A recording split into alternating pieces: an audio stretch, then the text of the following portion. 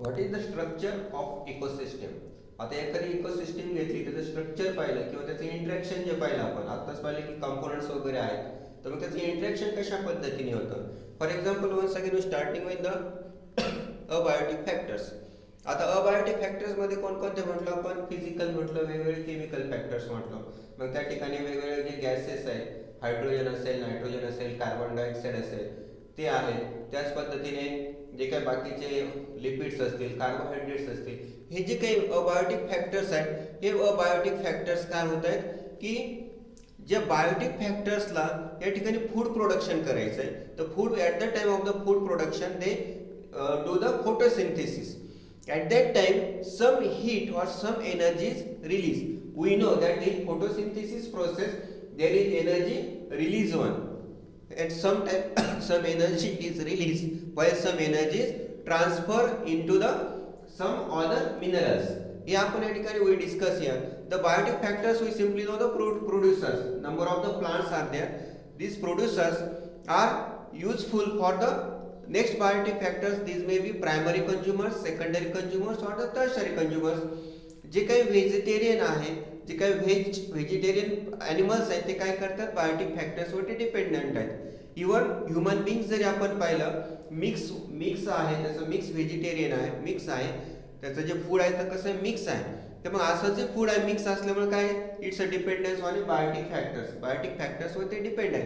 मग ह्या बायोटिक फॅक्टर्सने जे काही फूड प्रोड्यूस केलंय ते कोण घेत आहे, दुसरे जे बायोटिक फॅक्टर्स आहेत त्यामध्ये प्रायमरी, सेकंडरी, टर्शरी कंझ्युमर्स आहेत, ते या ठिकाणी घेत आहेत. At that time some heat it release. त्यावेळेस सुद्धा काय होते, काही हीट रिलीज होते. आपण पाहत असतो की आपण ज्यावेळेस श्वासोच्छ्वास करत असतो, आपलं जे रेस्पिरेशन चालू असतं, तर त्यावेळेस काही प्रमाणामध्ये हीट एनर्जी काय होते, बाहेर पडत असते. म्हणजेच आपल्या शरीरामध्ये 100% हीट काय केली जात नाही, यूज केली जात नाही. त्याच्यातली काही हीट काय होते, एन्व्हायरमेंटमध्ये पुन्हा जात असते. Then biotic factors when this died, ज्यावेळेस प्रायमरी, सेकंडरी, टर्शरी कंझ्युमर्स किंवा जे काही बायोटिक फॅक्टर्स आहेत, जे प्रोड्युसर्स आहेत, ज्यावेळेस त्यांचा डेथ होतो, तर डेथ झाल्यानंतर या ठिकाणी काय होत आहे, biotic factors if death decomposition of the dead body starts. त्यांचे जे डेड बॉडीज आहेत त्यांचं डिकम्पोजिशन होतं आणि डिकम्पोजिशन होत असताना मिनरल्स आर रिलीज.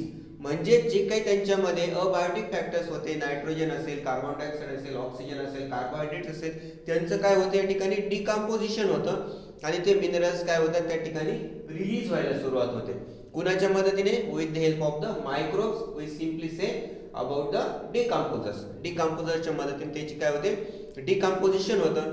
त्यावेळेस सुद्धा काही प्रमाणामध्ये हीट एनर्जी काय होते, रिलीज होत असते. ॲट द सेम टाइम आपण पाहतो की बायोटिक फॅक्टर्स मध्ये सुद्धा मायक्रोब्स या ठिकाणी असतात. आपल्या इंटेस्टाईन मध्ये किंवा जे काही वेगवेगळे जे ॲनिमल्स आहेत त्या प्रत्येकाच्या इंटेस्टाईन मध्ये काय असतात, छोटे छोटे मायक्रोब्स असतात. तर जे मायक्रोब्स काय करत असतात, आपल्या शरीरात जे काही आहे तर ते पचन करण्याचं किंवा ते डायजेशन करण्याचं काम ते करत असतात. ते डायजेशन करण्याचं काम करत असताना सुद्धा काही हीट एनर्जी या ठिकाणी काय होत असते, रिलीज होत असते. अशा पद्धतीने जे काही after decomposition some minerals are released. These minerals once again from microbes. आता हे जे मायक्रोब्स आहेत त्या मायक्रोब्स मध्ये सुद्धा काय होणार आहे, त्यांचं सुद्धा डेथ होणार आहे आणि डेथ झाल्यानंतर त्यांच्यामधले सुद्धा जे काही मिनरल्स आहेत त्यांचं काय होणार आहे, रिलीज होणार आहे. त्यावेळेस सुद्धा काही प्रमाणात हीट एनर्जी या ठिकाणी बाहेर पडते. Then these free minerals are recycled. पुन्हा ते काय होतात, अबायोटिक फॅक्टर्स मध्ये कन्वर्ट होतात. आता आपण या ठिकाणी म्हणूया की कार्बोहायड्रेट तयार झालं. कार्बोहायड्रेट म्हणजे आपल्याला माहिती आहे C6H12O6. म्हणजे ज्यामध्ये काय 3 पद्धतीचे मॉलिक्युल्स आहेत. कार्बन आहे, हायड्रोजन आहे आणि ऑक्सिजन आहे.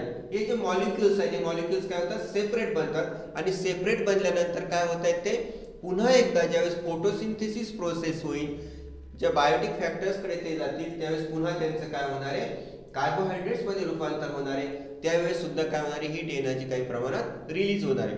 म्हणजेच या पद्धतीने जे काही इंटरॅक्शन आहे, जे काय आपण म्हणतो की it's a relationship between the और it's a interaction between biotic and abiotic factors is simply called as the ecosystem. ही जी इकोसिस्टम आहे ती इकोसिस्टम या पद्धतीने एकमेकांशी इंटरॅक्ट करत असते, एकमेकांशी या ठिकाणी काम करत असते किंवा त्यांची ती रिलेशनशिप आपण या ठिकाणी म्हणू शकतो. आता ही जी रिलेशनशिप आहे तर या ठिकाणी आणखी एक टर्म आपण इंट्रोड्यूस करतोय, we call as a niche. We call as a niche.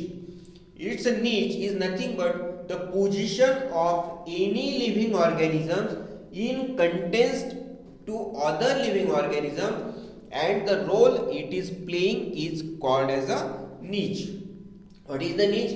It's a त्याची जी पोझिशन आहे कुणाच्या रिलेशन मध्ये, एनी लिव्हिंग ऑर्गॅनिझम, कोणत्याही लिव्हिंग ऑर्गॅनिझमची जी पोझिशन आहे in contents to other living organism, other living ऑर्गॅनिझमच्या, आणि त्यांच्यामधला जो रोल आहे, what is the role they are playing is nothing but the niche. आता मी या ठिकाणी एक्झाम्पल घेऊ. आपल्या गार्डनमध्ये फ्लावर्स वगैरे असतात किंवा एखादं झाड वगैरे. आता हे झाड काय करत असतं, जे छोटं झाड असेल, कोणतंही झाड असेल तर ते काय करतं, ऑक्सिजन रिलीज करतं. आता हा जो ऑक्सिजन रिलीज केला, तो ऑक्सिजन रिलीज केल्यानंतर कोणाला युजफुल आहे, त्या ठिकाणचे जे काही बायोटिक फॅक्टर्स आहेत, छोटे छोटे ॲनिमल्स असतील, छोटे छोटे बटरफ्लाईज असतील, यांना तो काय होतो, युजफुल होतो. म्हणजे या पद्धतीने त्यांच्या ठिकाणी काय होतं, एक रिलेशनशिप्स बनते, आणि ही रिलेशनशिप्स त्या ठिकाणी बनल्यानंतर अशा रिलेशनला we simply call as the niche. It's call as a niche. हा जो रोल आहे ते ह्या रोलला आपण काय म्हणतो, नीच. It's one of the important definition. He definition होणे या ठिकाणी महत्त्वाची आहे. पुढे सुद्धा आपण ज्या वेगवेगळे एक्झाम असतात त्या एक्झाममध्ये सुद्धा ही डेफिनेशन या ठिकाणी विचारली जाते.